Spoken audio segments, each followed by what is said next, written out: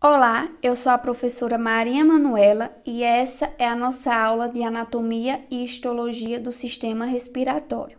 O sistema respiratório é constituído pelo nariz, faringe, laringe, traqueia, brônquios e pulmões. Essas partes podem ser ainda classificadas de acordo com sua estrutura ou função. Estruturalmente, o aparelho respiratório é constituído por duas partes: o sistema respiratório superior, que inclui o nariz externo, a cavidade nasal, a faringe e estruturas associadas, e o sistema respiratório inferior, que inclui a laringe, traqueia, brônquios e pulmões. Funcionalmente, o sistema respiratório também é formado por duas partes: a zona condutora, que consiste em várias cavidades e tubos interconectados. Esses tubos incluem desde o nariz até os bronquíolos terminais. Sua função é filtrar, aquecer e umedecer o ar e conduzi-lo para os pulmões. E a zona respiratória, que consiste em tubos e tecidos nos pulmões onde ocorrem as trocas gasosas. Estes incluem os bronquíolos respiratórios, os ductos alveolares, os sacos alveolares e os alvéolos. Os alvéolos são os principais locais de trocas gasosas entre o ar e o sangue.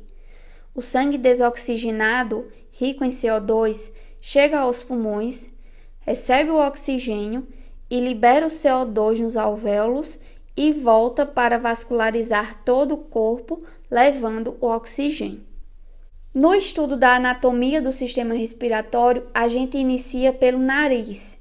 Ele é formado pelo nariz externo e pela cavidade nasal, e é a via de entrada do ar no sistema respiratório. O nariz externo tem um formato triangular, apresentando uma raiz, base, dorso e ápice. Na base do nariz encontramos duas aberturas, que são as narinas. Elas são separadas por um septo e comunicam o meio externo com a cavidade nasal. Apesar de ser associada a coisas negativas, como em se mentir o nariz cresce ou não mete o nariz onde não é chamado, ele possui muitas funções importantes.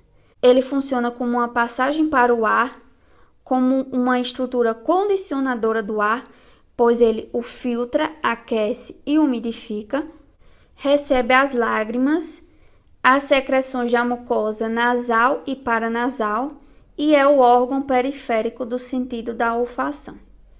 O esqueleto do nariz externo é osteocartilagíneo.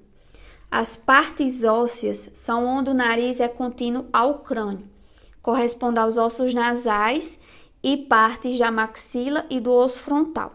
Anteriormente de cada lado, temos os processos laterais da cartilagem do septo, a cartilagem alar maior e 3 ou 4 cartilagens alares menores, formando a parte cartilaginosa do esqueleto do nariz. Temos também uma cartilagem do septo única na linha mediana, que forma a parte anterior do septo nasal e separa as narinas.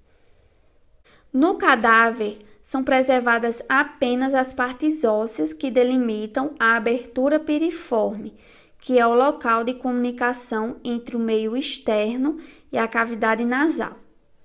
O ar que entra no nariz atravessa as narinas e o vestíbulo, que está situado imediatamente acima das narinas, no interior das asas do nariz externo. E então chegamos à cavidade nasal. Ela se situa imediatamente posterior ao nariz externo e possui uma base inferior larga e um ápice superior estreito. O teto da cavidade nasal é formado pelos ossos etimoide e esfenoide. Seu assoalho é composto pelo palato, que separa as cavidades nasal e oral, e suas paredes laterais possuem conchas e meatos que aumentam a área de superfície. Uma estrutura vertical, o septo nasal, divide a cavidade nasal nos lados direito e esquerdo. Cada metade apresenta um vestíbulo, região olfatória e região respiratória.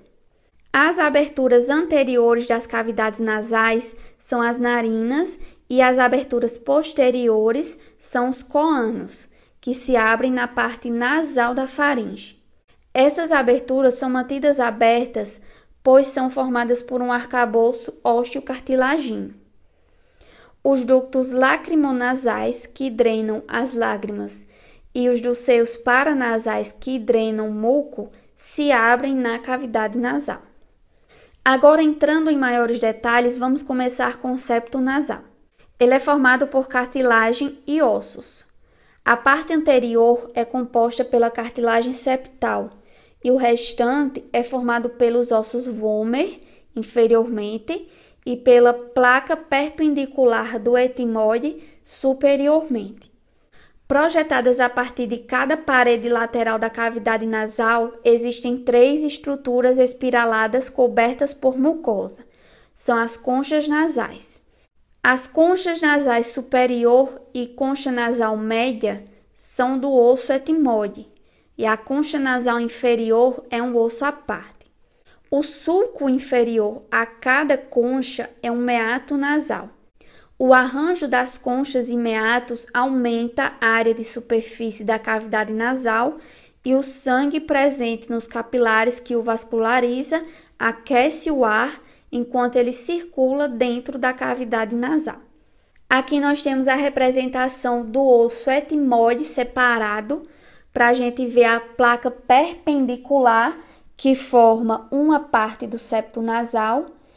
E lateralmente, de cada lado, a gente tem as conchas nasais superior e média. Lembrando que a concha nasal inferior não faz parte do osso etimoide. A concha nasal inferior, na verdade, é um osso à parte. O nariz apresenta 3 regiões com características histológicas distintas. São elas o vestíbulo nasal, a região respiratória e a região olfatória. O vestíbulo faz parte do nariz externo e as áreas respiratória e olfatória estão inseridas na cavidade nasal. O vestíbulo do nariz é revestido por um epitélio estratificado pavimentoso, que é uma continuação da pele da face, porém sem a queratina, então é um epitélio não queratinizado. Contém um número variável de vibriças que aprisionam partículas de poeira antes que sejam transportadas na corrente de ar para o restante da cavidade. A região respiratória compreende a maior parte das cavidades nasais. A mucosa dessa região é recoberta por epitélio pseudoestratificado colunar ciliado, com muitas células caliciformes.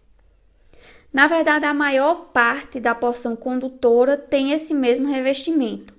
Por isso, o revestimento do sistema respiratório é chamado de epitélio respiratório e veremos em detalhes mais à frente. A área olfatória é uma região situada na parte superior das cavidades nasais.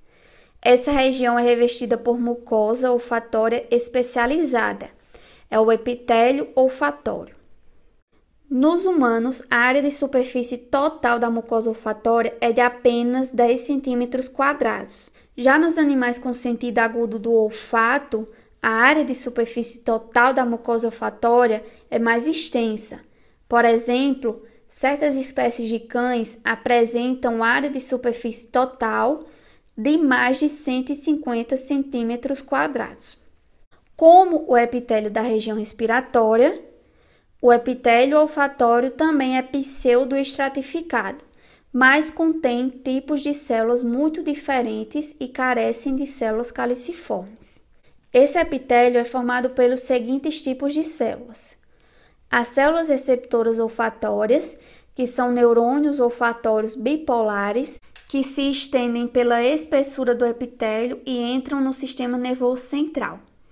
Suas extremidades apresentam cílios sem mobilidade, que são quimiorreceptores excitáveis pelas substâncias odoríferas.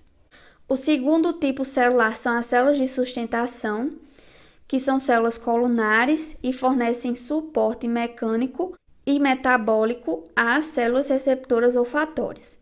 E por último, as células basais, que são células-tronco, a partir das quais se diferenciam novas células receptoras olfatórias e células de sustentação.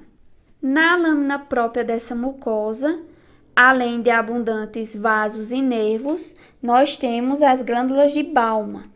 Os ductos dessas glândulas levam sua secreção para a superfície epitelial, que limpa os cílios das células olfatórias, facilitando o acesso a novas substâncias odoríferas. O domínio basal da célula receptora olfatória dá origem a um prolongamento axônico desprovido de mielina que deixa o epitélio. Esses axônios se agrupam em feixes que atravessam a lâmina cribiforme do etimoide e seguem o seu trajeto até o bulbo olfatório. Os feixes de axônios das células receptoras olfatórias formam o nervo olfatório, que é o primeiro par de nervos cranianos. A cavidade nasal é ainda circundada por ossos que apresentam cavidades cheias de ar. Essas cavidades são seios paranasais, e os ossos do crânio que os contêm são os ossos frontal, esfenoide, etimoide e maxila. Esses seios se abrem na cavidade nasal e são revestidos pela mucosa respiratória. Além de produzir muco, eles servem como câmaras de ressonância para um som ao falar ou cantar. Nesse esquema foi representado apenas os seios e sua localização no crânio.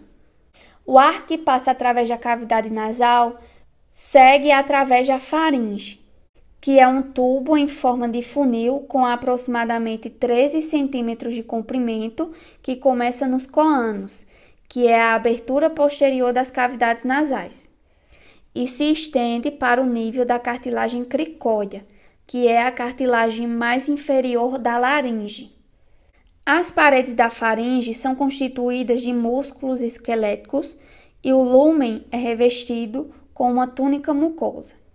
A faringe é popularmente conhecida como garganta e tem função respiratória e digestória, pois atua como passagem para o ar e para o alimento. Também funciona como câmara de ressonância para certos sons da fala. Ela é dividida com base na localização.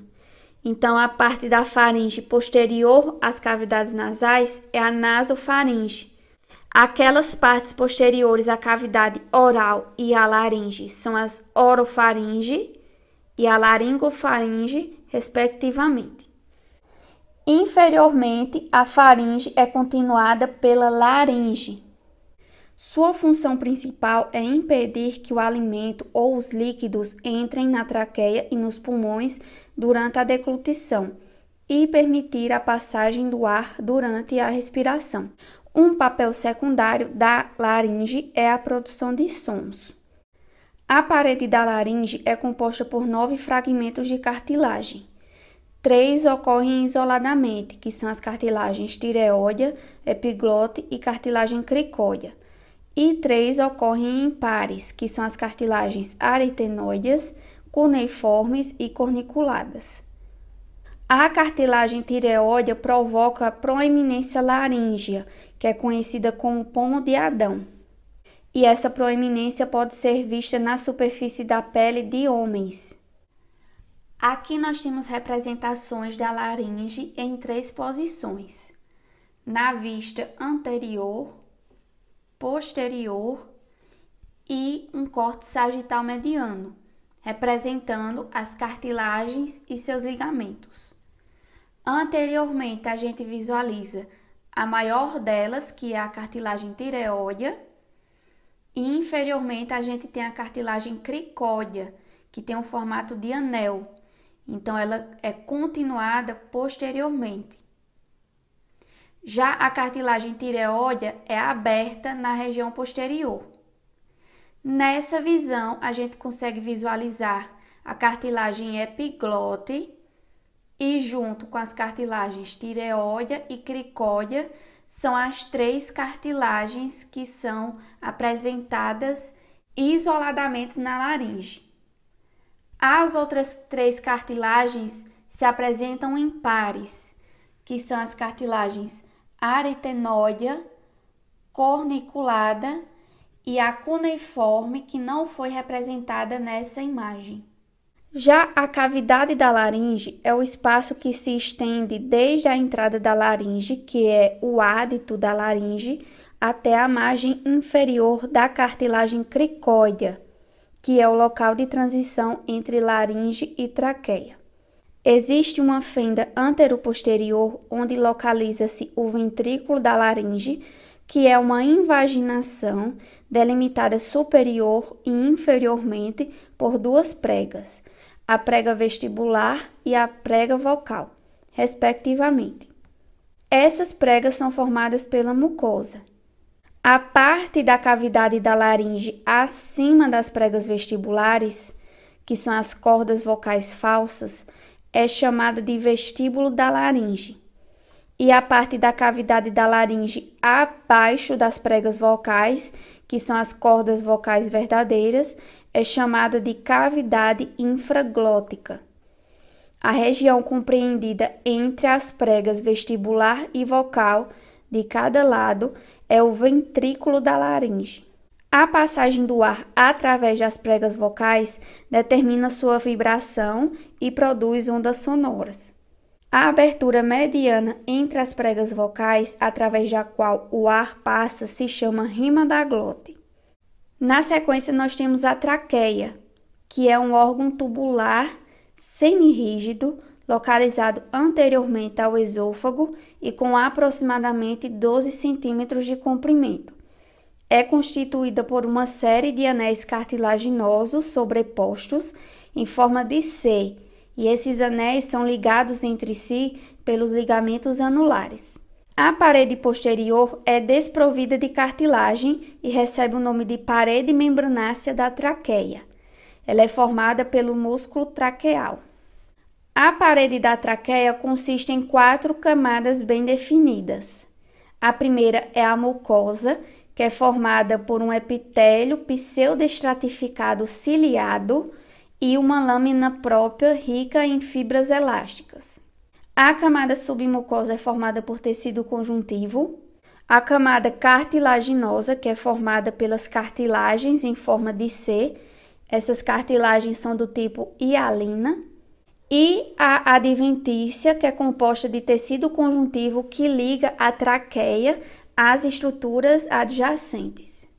As células colunares ciliadas, as células caliciformes e as células basais são os tipos principais de células encontrados no epitélio da traqueia. Os cílios das células ciliadas executam um movimento de varredura coordenado de toda a extensão da camada mucosa em direção à faringe, para remoção de pequenas partículas inaladas. E a célula mucosa, que são células caliciformes, tem função de produção de muco. Inferiormente na traqueia, a gente tem essa cartilagem modificada, que é a carina da traqueia, e logo em seguida a gente tem os brônquios, que formam a árvore brônquica. Ela é assim chamada porque é formada por uma série de tubos respiratórios que se ramificam em tubos mais estreitos conforme penetram nos pulmões, e tem a semelhança de galhos de uma árvore. Tudo começa quando a traqueia se bifurca na altura da carina em brônquios principais direito e esquerdo. Eles também são chamados de brônquios de primeira ordem e são os maiores tubos da árvore brônquica. Um objeto inspirado acidentalmente tende mais a se alojar no brônquio principal direito, porque ele é mais largo, mais curto e mais vertical do que o esquerdo. À medida que se aproximam e entram nos pulmões, os brônquios principais se dividem nos brônquios secundários ou brônquios lobares, que são os brônquios de segunda ordem, com cada um deles ventilando um lobo pulmonar. Sendo assim, temos 3 brônquios lobares à direita e 2 brônquios lobares à esquerda. Logo, os brônquios lobares se ramificam nos brônquios segmentares, ou brônquios de terceira ordem, que suprem segmentos broncopulmonares. Aqui podemos ver novamente os brônquios de primeira ordem, segunda e terceira ordem. Os brônquios de terceira ordem, que são os brônquios segmentares que a gente acabou de ver, se dividem repetidamente em brônquios menores, quarta ordem, quinta ordem e etc. Existem cerca de 23 ordens de tubos de ar nos pulmões, sendo a menor delas quase pequena demais para ser vista sem um microscópio.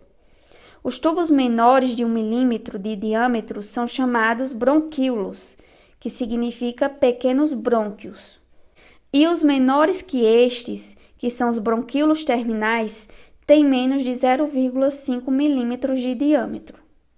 Os tecidos que compõem a parede de cada brônquio principal são os mesmos observados na traqueia, mas, à medida que os tubos de condução ficam menores, ocorrem as seguintes mudanças e este esquema, representando parte de um brônquio, mostra duas dessas mudanças.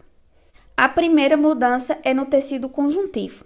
À medida que os brônquios se ramificam, seu diâmetro diminui e as cartilagens traqueais são substituídas por placas de cartilagem de formato irregular. Por fim, as placas desaparecem nas regiões onde as vias respiratórias alcançam um diâmetro de cerca de 1 milímetro. Esses ramos menores são chamados de bronquíolos, como já vimos. Na parte inferior do esquema, foi removida uma parte do tecido conjuntivo para mostrar os feixes de fibras musculares lisas, que é a segunda modificação. Na verdade, é a adição do músculo liso a essas estruturas, que formam uma camada circular completa em seu entorno. Essa camada se torna cada vez mais evidente à medida que a quantidade de cartilagem diminui. O músculo liso é disposto em feixes entrelaçados na porção inicial dos brônquios, formando uma camada contínua. Nos brônquios menores, a camada de músculo liso se torna descontínua. E a terceira mudança é no epitélio, que se torna delgado à medida que muda de pseudoestratificado para colunar simples e depois para cúbico simples, ciliado ou não, nos bronquíolos terminais e respiratórios. No final, nós ainda teremos um tipo de epitélio pavimentoso simples, que é o epitélio dos alvéolos. Nessa primeira imagem, temos a parede de um brônquio com seu epitélio pseudoestratificado, com células colunares ciliadas e a presença de células caliciformes. O tecido conjuntivo da lâmina própria contém glândulas serosas e músculo liso, e na parte inferior da imagem temos uma peça de cartilagem hialina. Na segunda imagem, temos um bronquíolo terminal. Aqui, o epitélio é simples colunar e já não temos mais cartilagem. A contração da musculatura lisa faz com que a mucosa se apresente preguiada como na imagem. E, por fim, temos a transição de um bronquíolo terminal para ducto alveolar, onde no bronquíolo terminal o epitélio é colunar simples, e no ducto alveolar, até chegar nos alvéolos, o epitélio é do tipo simples pavimentoso. E sobre as células caliciformes, elas diminuem em número até não estar mais presente. Dos bronquíolos terminais, passamos para os bronquíolos respiratórios, que constituem uma zona de transição no sistema respiratório. Eles estão envolvidos tanto na condução de ar quanto na troca gasosa. Eles são tubos curtos, às vezes ramificados, onde encontramos numerosas expansões em formas de saco, onde ocorrem as trocas gasosas. Nessas expansões temos os alvéolos pulmonares. Eles são os espaços aéreos terminais do sistema respiratório e constituem os verdadeiros locais de troca gasosa entre o ar e o sangue. Os bronquíolos respiratórios são continuados pelos ductos alveolares, que são vias respiratórias alongadas, cujas paredes são formadas quase exclusivamente por alvéolos. Cada alvéolo é circundado por uma rede de capilares que coloca o sangue em grande proximidade com o ar inalado dentro do alvéolo. Existem cerca de 150 a 250 milhões de alvéolos em cada pulmão no adulto e sua área total de superfície é de aproximadamente 75 metros quadrados.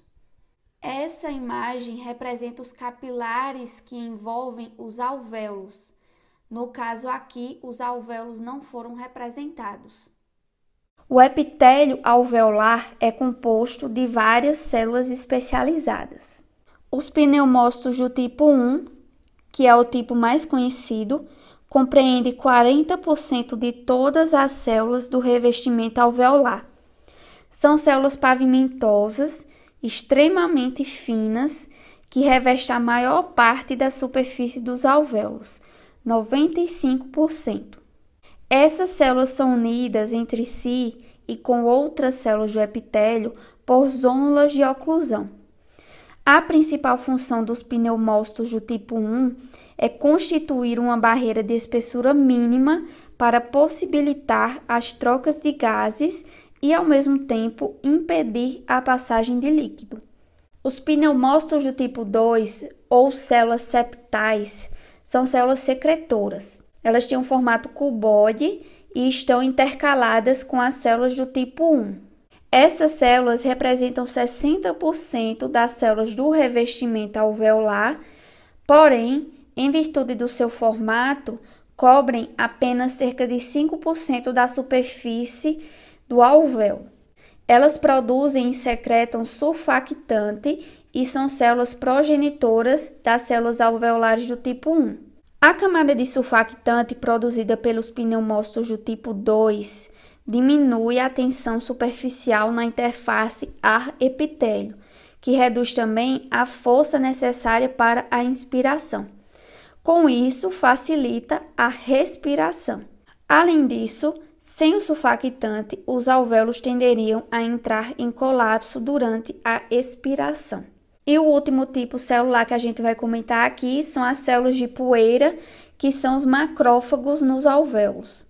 Eles limpam a superfície do epitélio alveolar e são transportados para a faringe, de onde são deglutidos.